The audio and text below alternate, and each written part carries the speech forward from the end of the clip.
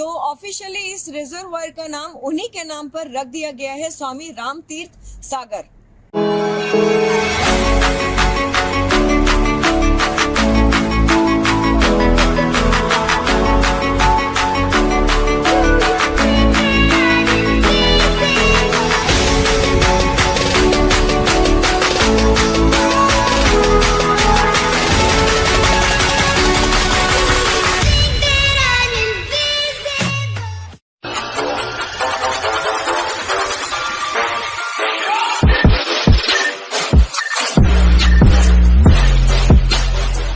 Friends, good morning, welcome back to my channel capture unseen moments.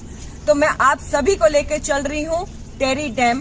तो जैसा कि आप मेरा भी पीछे देख रहे हैं पानी, ये है टेरी डैम। तो यही मैं आपको लेकर चल रही हूँ। अभी मैं एक जगह रुकी हूँ जहाँ से मेरे को ये बहुत ही अच्छा व्यू मिला है, तो सोचा क्यों ना आपको दिखाया जाए और बताया जाए। तो अभी यहाँ से चलेंगे हम नीचे की तरफ, जो कि यहाँ से थोड़ी सी दूरी पे है टेरी डैम। और मैं आपको टेरी डैम के बारे में पूरी जानकारी देने वाली हूँ इस वीडियो में कि ये कैसे बना है, कब बना है, इसके क्या मेरिट्स हैं, डीमेरिट्स हैं, इसकी क्या हिस्ट्री है, मतलब पूरी फुल इंफॉर्मेशन मैं आपको इस वीडियो में देने वाली हूँ। तो मेरी इस वीडियो में आप बने रहिएगा अंत तक। तो चलिए चलते हैं यहाँ से और मिलती हूँ आपको टेरी डैम के पास में।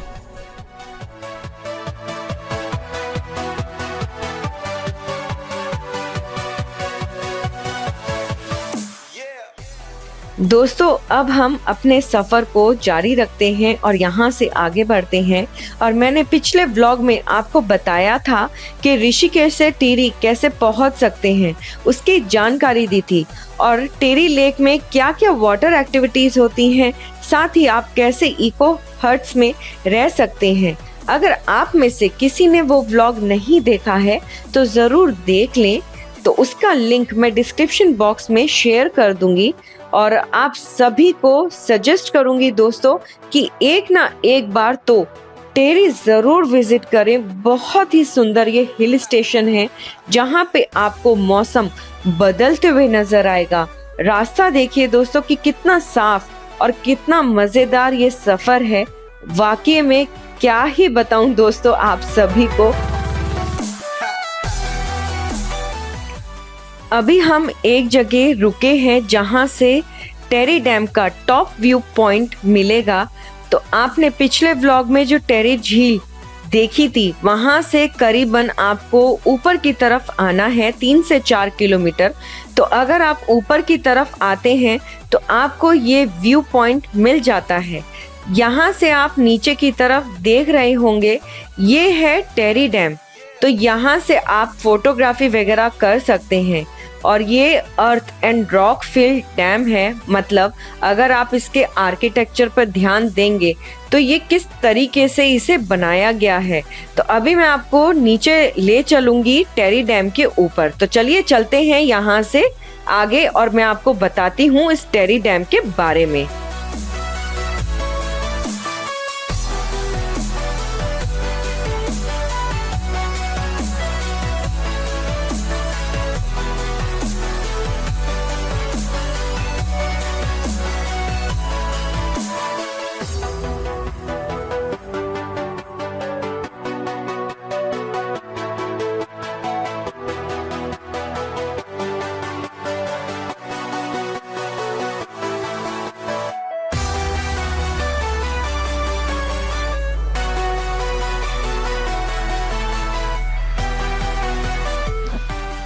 दोस्तों, टेरी डैम घूमने के लिए कुछ कंडीशंस हैं, तो बताना चाहूँगी। टेरी डैम के ऊपर अगर आप घूमना चाहते हैं तो कोई बड़ी बात नहीं है, आप अपनी आईडीज लेकर आइए और यहाँ का जो डिपार्टमेंट है उस डिपार्टमेंट में कुछ प्रोसीडिंग्स हैं, तो परमिशंस लीजिए और फिर आप आराम से डैम घूम सकते हैं। या फिर अगर आपको टिपरी गांव जाना है तभी आप इसके ऊपर से या डैम को घूम सकते हैं, अदरवाइज टूरिस्ट को परमिशन नहीं है।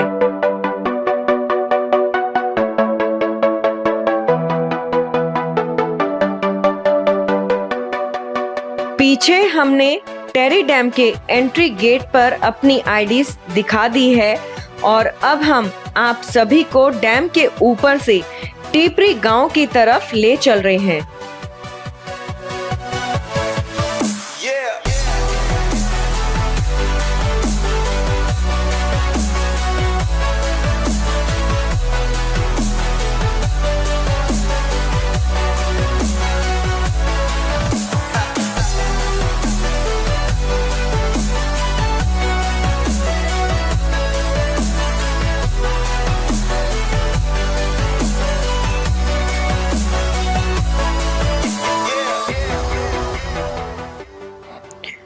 Wow! Finally, so we are on the Terry Dam right now.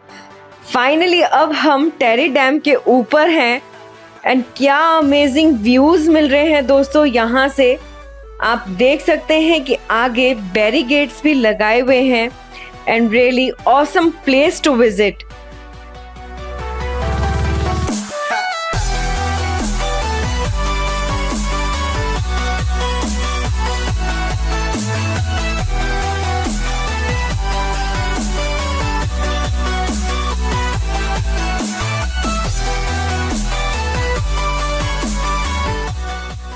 Bhagirathi नदी और भिलांगना नदी पर बना ये टेरी डैम एक एम्बैंकमेंट टाइप का एशिया का सबसे ऊंचा डैम है, इंडिया का सबसे हाईएस्ट डैम है ये और वर्ल्ड का 4th लार्जेस्ट डैम में आता है। अगर ओवरऑल रैंकिंग की हम बात करें तो ये 8वें नंबर पर आता है टेरी डैम। टेरी डैम का जो नाम है स्वामी राम तीर्थ सागर के नाम से ये जाना जाता है, लेकिन कुछ लोग इसको सुमन सागर के नाम से भी जानते हैं। ये नाम इस रिजर्वायर का इसलिए रखा गया क्योंकि हालांकि आप सब जानते हैं कि यहाँ पर पुरानी टेरी हुआ करती थी, वहाँ पर एक तपस्वी हुआ करते थे जिनका नाम था स्वामी राम तीर्थ। तो ऑफिशियली इस रिजर्वायर का नाम उन्हीं के नाम पर रख दिया गया है, स्वामी राम तीर्थ सागर। ये टेरी डैम एक एम्बैंकमेंट डैम है। एम्बैंकमेंट डैम नेचुरल तरीके से बनाया जाता है, जैसे मिट्टी और पत्थर, जिसकी कोर तो सॉलिड होती ही है लेकिन उसमें उसकी हाई इनर्शिया की वजह से वो ज्यादा स्टेबल बनता है, जिससे और ये डैम के मुकाबले भूकंप रोध बन जाता है।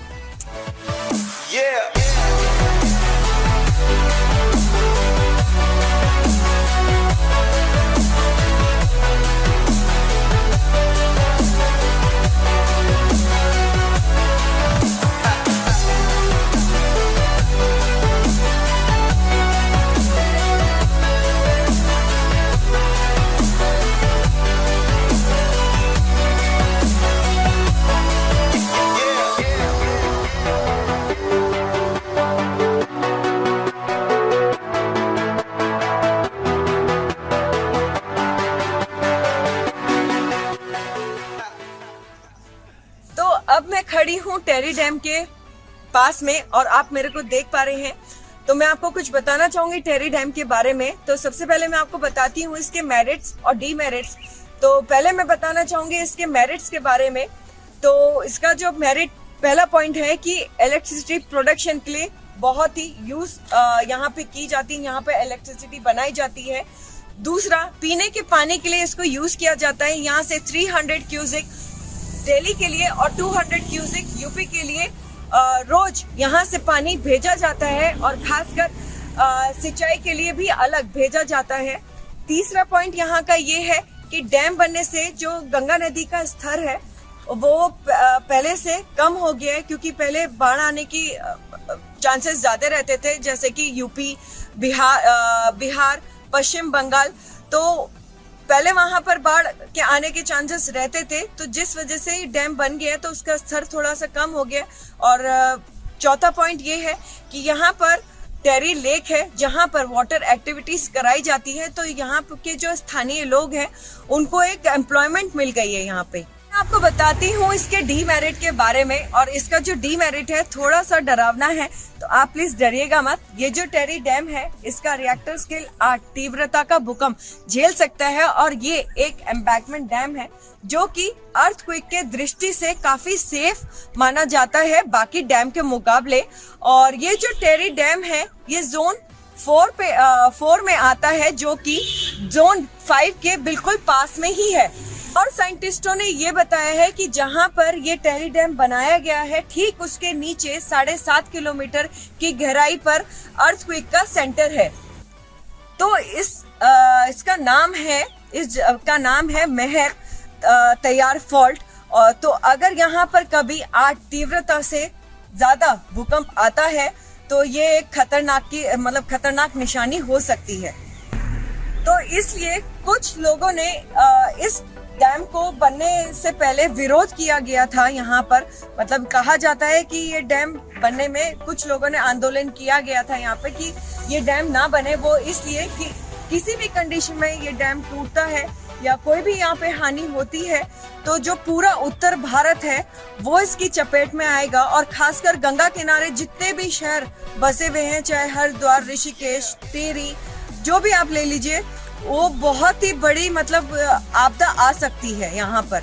अब हम उस जगह पहुँच गए हैं जहाँ से ग्रामीण निवासी जो हैं उनकी सुविधा के लिए ये रोपवे बनाया गया है। और यहाँ के जो लोकल लोग हैं उनके आने जाने का जो टिकट है मात्र 20 रुपीस है पर पर्सन, और टूरिस्ट के लिए 100 रुपीस पर पर्सन है। इस रोपवे से टेरी लेक के एक किनारे से दूसरे किनारे तक पैसेंजर्स को 10 से 12 मिनट लगते हैं। और इस रोपवे की जो कैपेसिटी है वो एक बार में 10 से 12 लोग बैठकर जा सकते हैं। मैं पहुंच चुकी हूं डोबरा चंटी ब्रिज, जो कि इंडिया का सबसे लॉन्गेस्ट सस्पेंशन ब्रिज है। और इस ब्रिज का निर्माण ईयर 2020 मार्च में ही कंप्लीट हुआ था। तो देख सकते हैं कि कितना प्यारा ये ब्रिज है और काफ़ी लंबा भी है। तो देखिए कितनी प्यारी लोकेशन पर इसे बनाया हुआ है। और ये जो ब्रिज है टेरी को कनेक्ट करता है प्रताप नगर के साथ। और टूरिज्म के हिसाब से टेरी का बहुत प्यारा ये ब्रिज है, जहां पर आप number of photos videos click करवा सकते हैं। अभी दिन का टाइम है, शाम का समय है, तो रात में ये ब्रिज और भी खूबसूरत लगता है जब इन पर जो लाइट्स हैं उनके जो कलर्स हैं वो चेंज होते हैं। उम्मीद करती हूँ दोस्तों कि आज का ये वीडियो आप सभी को पसंद आया होगा। और टिहरी बहुत सुंदर हिल स्टेशन है, तो एक बार तो विजिट बनता ज़रूर है दोस्तों। तो अगर आपको ये वीडियो पसंद आई हो तो लाइक ज़रूर कीजिएगा, साथ ही दोस्तों के साथ शेयर कीजिएगा जिससे उनको भी ये जानकारी मिल पाए। और अगर अभी तक आपने चैनल को सब्सक्राइब नहीं किया है तो जल्दी से कर लें, साथ ही बेल आइकन प्रेस करें जिससे अपकमिंग वीडियोस की नोटिफिकेशन आप तक मिल पाए। तो अब मैं मिलती हूँ आपसे अगले एपिसोड में। Thanks for watching capture unseen moments.